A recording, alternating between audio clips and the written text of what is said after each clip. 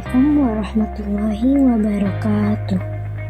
Perkenalkan, nama saya Imanatul Ummah dari jurusan Tadris Fisika UIN Syarif Hidayatullah Yogyakarta. Di sini saya akan menjelaskan mengenai pembelajaran berbasis STEM dan integrasi keislaman tentang materi suhu dan pemuaian.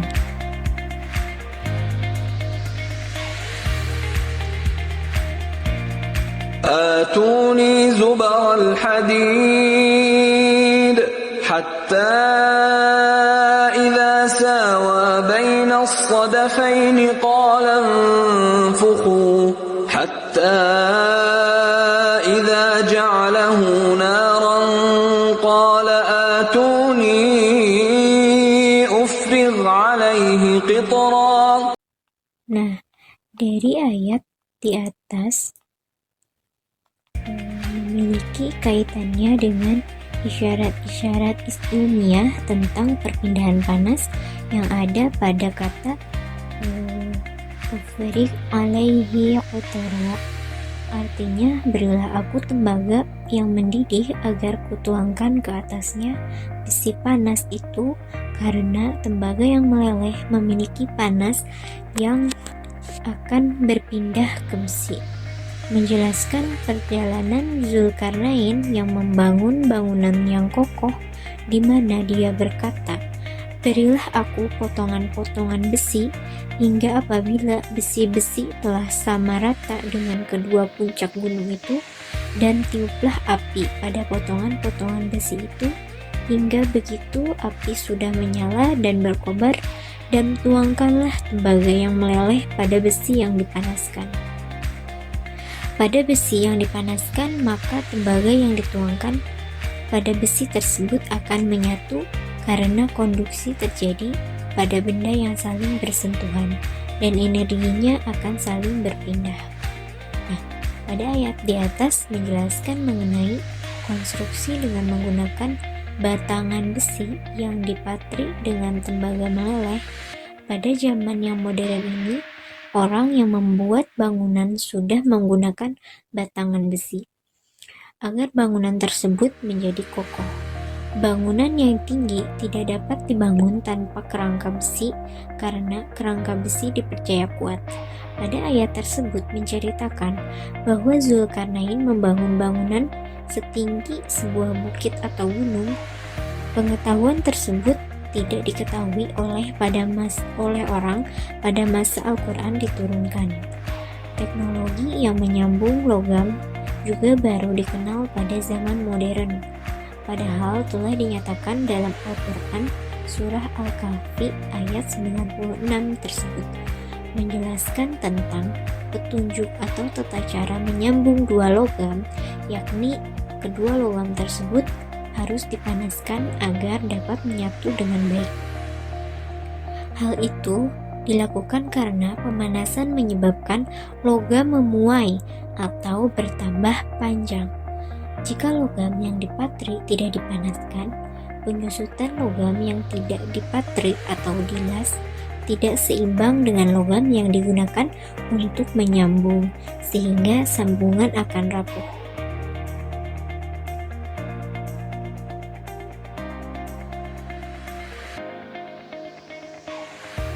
Nah, di sini kan kita akan membahas suhu dan pemuaian. Nah, sebelumnya apa itu suhu? Nah, suhu merupakan derajat panas atau dinginnya suatu benda. Semakin tinggi suhu suatu benda, maka benda tersebut semakin panas. Sebaliknya, semakin rendah suhu suatu benda, maka benda tersebut semakin dingin.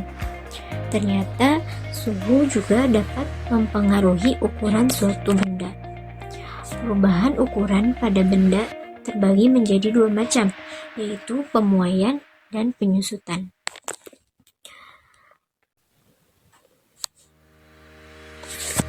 Nah, alat untuk mengukur suhu itu ada termometer. Nah, termometer berasal dari bahasa Yunani, yaitu thermos artinya panas dan meter yang berarti pengukur atau pembanding. Pada masa pandemi ini, alat pengukur suhu sangat dibutuhkan. Nah, untuk melakukan pengukuran suhu, Anda bisa memanfaatkan teknologi IT terbaru, yaitu kamera pengukur suhu. Kamera ini sudah ditanami oleh kecerdasan buatan atau artificial intelligence sehingga dapat mengukur suhu seseorang dari deteksi wajah. Hal ini tentu berbeda dengan termometer tembak yang harus didekatkan ke kening kita. Dalam penerapan physical distancing, kamera teknologi AI ini bisa menjadi opsi untuk mengecek suhu masyarakat. Pasalnya, kamera ini dapat mendeteksi suhu seseorang dari jarak 1,5 meter.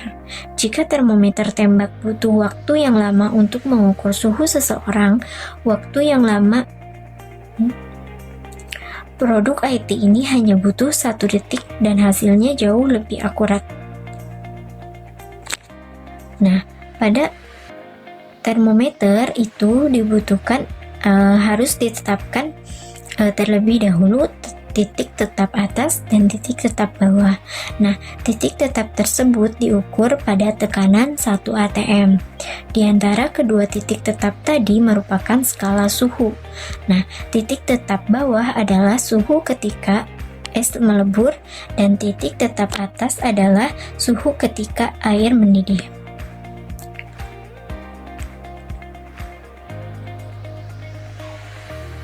Nah, titik tetap termometer pada termometer Celcius itu memiliki titik didih air 100 derajat Celcius dan titik beku airnya 0 derajat Celcius. Nah, pada skala Fahrenheit memiliki titik didih air 212 derajat Fahrenheit dan titik beku air 32 derajat Fahrenheit. Kemudian pada termometer Kelvin memiliki titik didih air 373 Kelvin dan titik beku air 273 Kelvin. Kemudian pada termometer Reaumur memiliki titik didih air 80 derajat Reaumur, kemudian titik beku airnya 0 derajat Reaumur.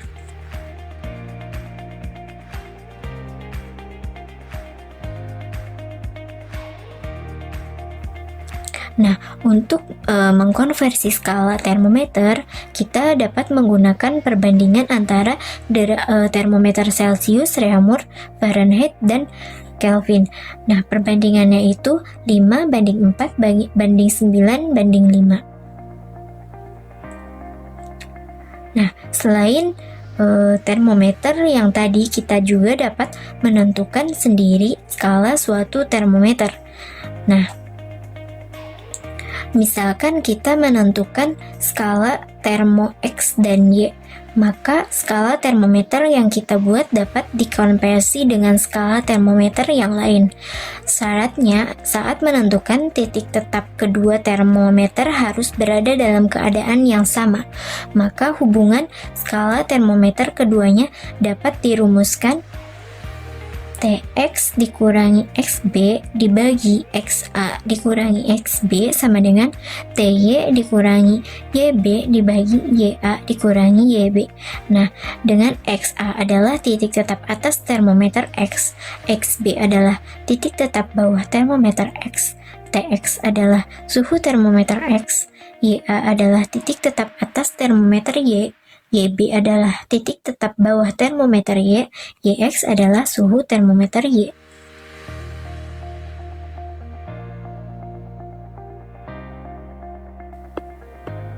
Nah, kalian pernah atau seringkah berpergian naik kereta? Mungkin banyak di antara kita yang udah gak asing lagi sama gambaran rel kereta api. Tapi kamu sadar gak sih ternyata sambungan antar tiap rel kereta itu gak dipasang rapat-rapat. Kenapa bisa begitu ya? Nah, pemasangan sambungan antar rel kereta yang gak rapat ini tentu ada sebabnya. Salah satunya karena rel kereta api akan mengalami pemuaian di siang hari. Makanya nih, sambungan tiap rel dipasang agak renggang supaya tetap aman walaupun memuai. Nah, pemuaian itu apa sih? Nah, pemuaian adalah bertambahnya ukuran suatu benda saat benda tersebut mengalami kenaikan suhu akibat dipanaskan. Nah, sementara itu penyusutan adalah berkurangnya ukuran suatu benda saat benda tersebut mengalami penurunan suhu akibat didinginkan. Nah, pemuaian atau penyusutan terjadi pada setiap benda yang mengalami perubahan suhu, baik untuk zat padat, cair maupun gas. Nah, pada pemuaian terbagi menjadi 3, yaitu pemuaian pada zat padat, pemuaian pada zat cair, pemuaian gas. Nah, yang pertama ada pemuaian zat padat. Pemuaian pada zat padat dibagi menjadi 3 lagi, yaitu yang pertama pemuaian panjang, kemudian yang kedua pemuaian luas, dan yang ketiga itu pemuaian volume.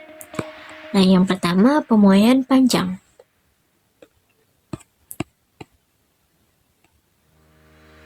Pemuaian panjang merupakan perubahan panjang suatu benda saat benda tersebut mengalami kenaikan suhu akibat dipanaskan. Peristiwa ini terjadi pada zat padat yang ukuran panjangnya jauh lebih besar jika dibandingkan dengan lebar atau diameternya, seperti paku, kawat, batang besi, dan sebagainya. Nah, selanjutnya rumus pemuaian panjang adalah delta L sama dengan L0 dikali alpha dikali delta T. Delta L sama dengan L dikurangi L0. L sama dengan L0 dikali 1 ditambah alpha dikali delta T. Nah, delta L di sini merupakan pertambahan panjang benda, L0 itu panjang benda mula-mula, L adalah panjang benda setelah dipanaskan. Delta T adalah perubahan suhu, alpha merupakan koefisien muai panjang. Nah, balik lagi ke persoalan sambungan rel kereta api yang dipasang agak renggang. Jadi, zat-zat yang ada di alam ini memiliki kecenderungan untuk memuai ketika suhunya panas dan menyusut ketika suhunya dingin. Nah, rel kereta api yang berada di luar ruangan tentu akan mengalami peristiwa pemuaian ini. Pada siang hari, karena suhu udara cenderung panas, batang rel akan mengalami pemuaian atau pertambahan panjang. Nah, sementara itu di malam hari, batang rel akan menyusut atau bertambah pendek, kembali karena suhu udara yang dingin. Nah, pemuaian pada batang rel kereta karena suhu yang panas ini menyebabkan saling mendorong antara dua batang rel dan membuat rel tersebut jadi melengkung. Nah, tentu hal tersebut akan sangat berbahaya. Bisa-bisa kereta akan keluar jalur saat melewatinya. Nah, makanya sambungan antar rel kereta dipasang agak renggang supaya ketika memuai, kedua batang rel enggak bakal bengkok. Nah, selanjutnya ada koefisien muai panjang dari beberapa jenis logam. Dapat dilihat ya, teman-teman. Kemudian ada persamaan pada pemuaian zat padat. Ada pada jenis pemuaian panjang, kemudian pemuaian luas, dan pemuaian volume. Selanjutnya pemuaian luas. Pemuaian luas merupakan perubahan luas suatu benda saat benda tersebut mengalami kenaikan suhu akibat dipanaskan. Pemuaian luas ini dapat diamati pada benda yang ketebalannya jauh lebih kecil dibandingkan dengan panjang dan lebarnya. Jadi pemuaian arah tebalnya juga jauh lebih kecil daripada pemuaian di arah panjang dan lebarnya, sehingga bisa diabaikan. Nah, contohnya itu pada kaca jendela. Saat suhu udara panas, suhu kaca menjadi naik, sehingga terjadi pemuaian. Kaca mengalami penambahan ukuran yang lebih lebar dari sebelumnya. Akibatnya, kaca terlihat terpasang sangat rapi pada bingkai. Nah, untuk rumus pemuaian luas itu delta A sama dengan A0 dikali beta dikali delta T. A sama dengan A0, 1 ditambah beta dikali delta T. Delta A sama dengan A dikurang A0, beta sama dengan 2 alfa. Nah, delta A adalah pertambahan luas benda, A0 adalah luas benda mula-mula, A adalah luas benda setelah dipanaskan, delta T merupakan perubahan suhu, beta adalah koefisien muai luas. Nah, selanjutnya pemuaian volume. Pemuaian volume adalah perubahan volume suatu benda pada saat benda tersebut mengalami kenaikan suhu akibat dipanaskan. Pemuaian volume terjadi jika seluruh dimensi benda cukup besar, sehingga pemuaian ke semua arah tidak bisa diabaikan. Nah, rumus pemuaian volume adalah delta V sama dengan V0 dikali gamma dikali delta T. V sama dengan V0, 1 ditambah gamma dikali delta T. Delta V sama dengan V dikurangi V0. Gamma sama dengan 3 alfa. Nah, dengan delta V adalah pertambahan volume benda, V0 adalah volume benda mula-mula, V adalah volume benda setelah dipanaskan, delta T merupakan perubahan suhu, dan gamma adalah koefisien muai volume. Contohnya, ketika kamu memasak air di dalam panci, tanpa disadari, panci mengalami pemuaian. Saat dipanaskan, air dan panci sama-sama menyerap kalor dari api. Nah, panci yang menyerap kalor atau energi panas itu ukurannya akan bertambah karena mengalami pemuaian. Pemuaian ini menyebabkan panci mengalami penambahan volume. Nah, selanjutnya pemuaian pada zat cair. Nah, pada pemuaian zat cair hanya mengalami perubahan pemuaian volume. Nah, untuk rumusnya sama dengan rumus pemuaian volume yang telah dijelaskan tadi. Nah, anomali air. Nah, sifat air yang menyimpang dari sifat umum zat jika dipanaskan dari suhu 0 derajat Celcius sampai 4 derajat Celcius lainnya. Nah, dalam selang suhu 0 derajat Celcius sampai 4 derajat Celcius, air tidak memuai, tetapi menyusut. Nah, pada suhu 4 derajat Celcius diperoleh yang pertama, volume air terkecil, yang kedua, massa jenis air terbesar.